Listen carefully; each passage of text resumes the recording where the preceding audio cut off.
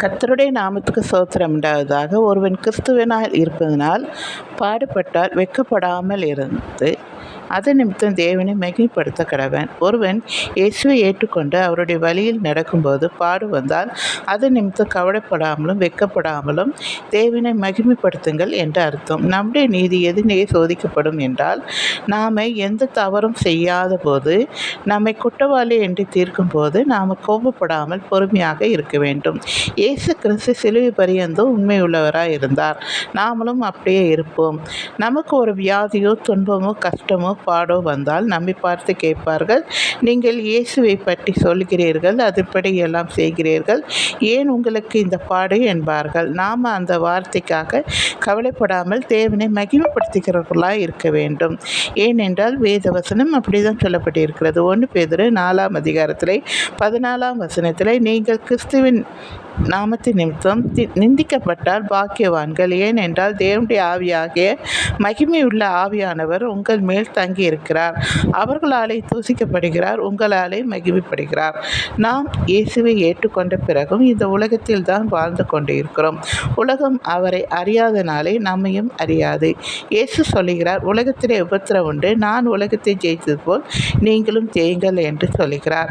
நீதி செய்து கொண்டு இருக்கிற நாம் மரண பரியந்தம் நீதி செய்கிறவர்களாய் இருக்க வேண்டும்.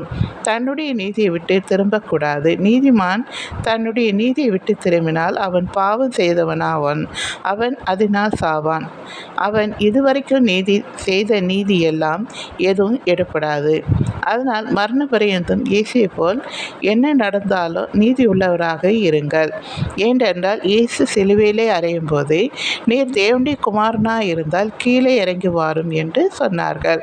இயேசு நான் தேவனுடைய குமாரன் தான் என்று அவர் கீழே இறங்கி வரவில்லை. அவர்களுக்கு அதை நிரூபித்து காட்டணும் என்று அவசியமில்லை. அவருக்கு தெரியும் நாம் தேவனுடைய குமாரன் என்று.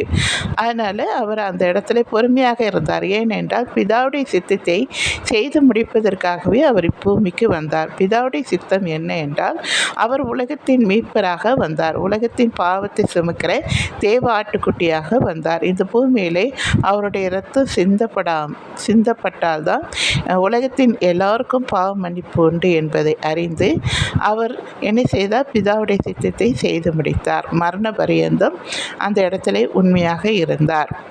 நாமளும் அதே போல் யார் என்ன சொன்னாலும் அடிக்கப்படுகிற ஆட்டுக்குட்டியை போல் நாம் பொறுமை உள்ளவராக இருக்க வேண்டும். நாமளும் மரண பரியந்தம் நீதி உள்ளவர்களாக இருக்க வேண்டும். சரிங்களா? தேங்க்யூ.